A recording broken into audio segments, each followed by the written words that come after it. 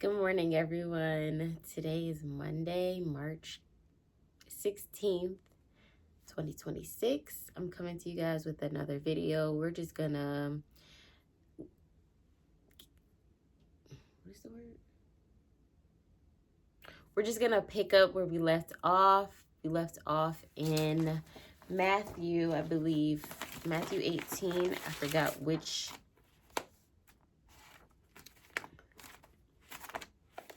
verse it was. Before I get started, though, I do want to pass on a message that the Lord has given me in the book of Ezekiel. So before we go into Matthew, I want to just focus on Ezekiel for a moment about the watchman's message.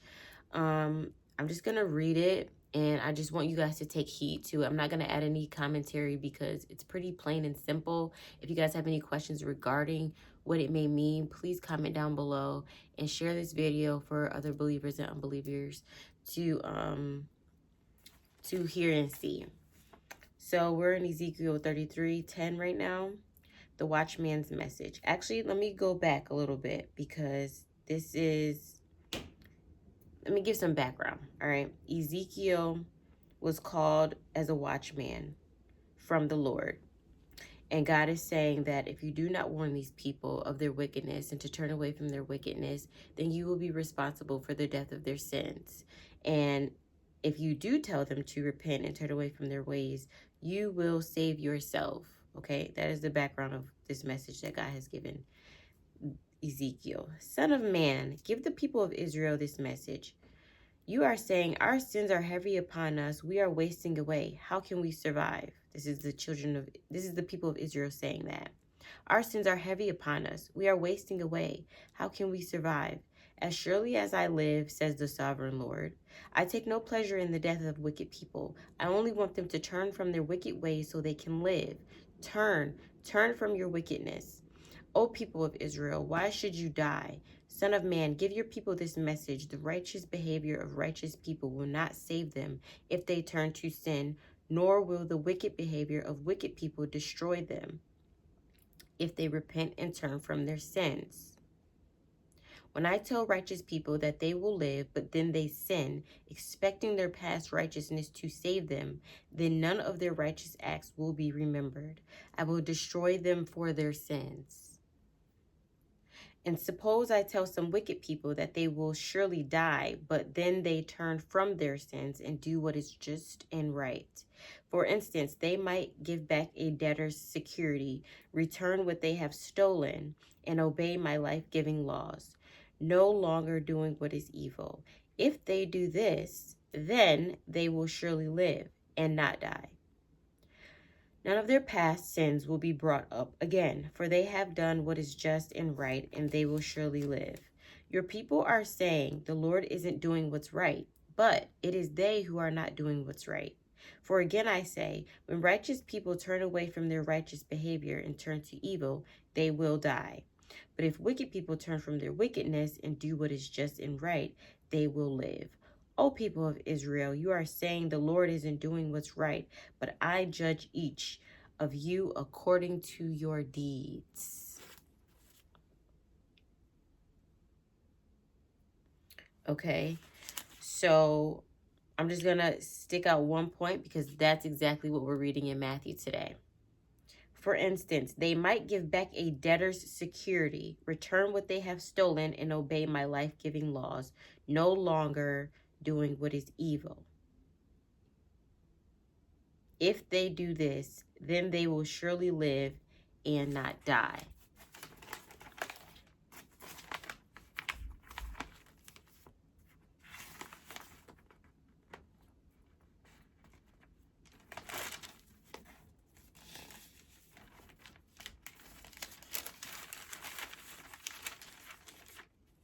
So now we're going to go into Matthew 18. And this parable is of the unforgiving debtor. It reads, Then Peter came to him and asked, Lord, how often should I forgive someone who sins against me? 7 times? No, not 7 times, Jesus replied, but 70 times 7. Therefore, the kingdom of heaven can be compared to a king who decided to bring his accounts up to date with servants who had borrowed money from him. In the process, one of his debtors was brought in who owed him millions of dollars. He couldn't pay, so his master ordered that he be sold, along with his wife, his children, and everything he owned, to pay the debts.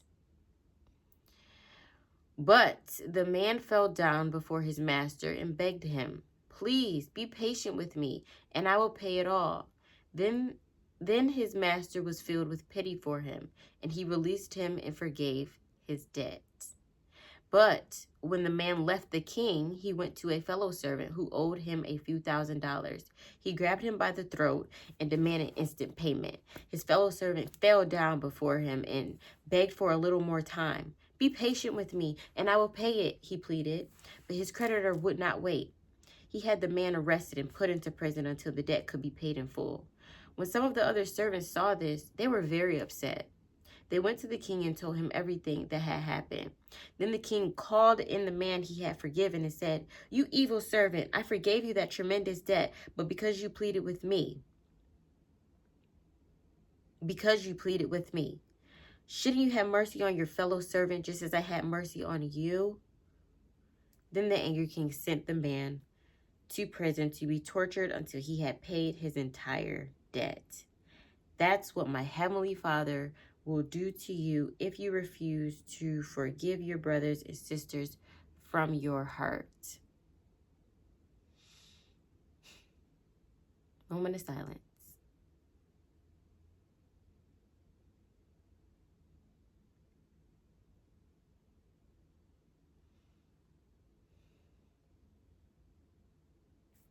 Okay. A scripture is coming to me. Forgive us our debts as we forgive those who are indebted to us. That is in the Lord's Prayer. So, with all those things being said, from Ezekiel's message as a watchman to Matthew 18 to the Lord's Prayer, Jesus is encouraging us and really pressing on us to forgive our brother and sister. More than 7 times, more than 70 times, more than 70 times, 70 times. And this is not mathematical for the ones who want to be sarcastic. This is mercy. Just how God doesn't account you in your account, but if you do owe someone forgiveness, it is vital that I'll say we, okay? That we forgive our neighbors. And it says here, and I just want to put this out there. I love Peter because he asks the questions that we all have, right? Because he's the one who asked the Lord, "How often should I forgive someone who sins against me?" And we just got out of how to correct a believer if he sins against you and things like that. So go back to that video. I'll link it below or above on the card up there and just click on it if you guys want to know how to correct a believer. Jesus's ways.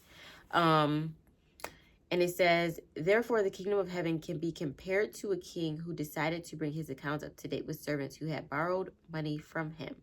So the king had mercy on the servant who pleaded to him. So that means that we as believers, or just us as children of God, to just plead to the Lord, like, "Forgive me.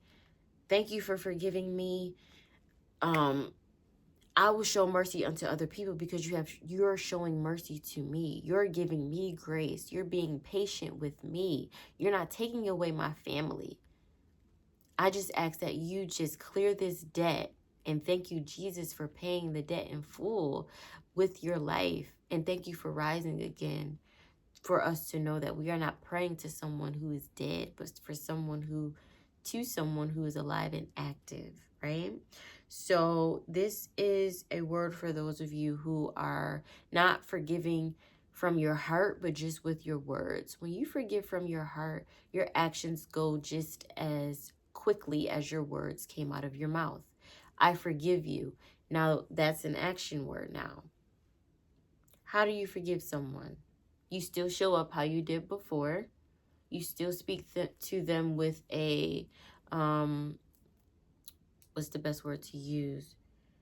With proper tone.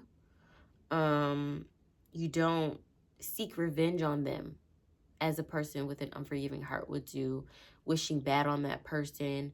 If anything, it says pray for those who persecute you and wrongfully use you. So because that person wrongfully used you or sinned against you, and you did all the things that is said in Matthew 18, in Matthew 18:15 about correcting a believer, if you've done all those things, it said treat that person as a pagan, as a tax collector. That was Jesus's sayings, written from Matthew, because he was around Jesus when Jesus was truly walking the roads of just walking in his ministry. And these are the things that Matthew has gained and written down. So I'm going to keep this video nice and short because it's more of a heart thing that you have to deal with and give and bring to the Lord, our Father, our God, and less of me giving you the words to say and the things to do, because I can't forgive someone for you, because that's from my heart. It has to be from your heart. And when people speak of forgiveness, someone always comes to mind. Someone always comes to mind. And even if you have forgiven that person in your heart, continue to pray for that person so that you will not be consumed by their unforgiveness, okay? And grow better and things like that, and then start treating your brothers and sisters as such. So I am glad that you guys joined this video today. I pray that this encourages someone, and remember that God is always with you and that he is never going to leave nor forsake you. Trust in him, acknowledge him in all his ways, and he will direct his path. And he will direct your path according to his will. Amen. Be blessed.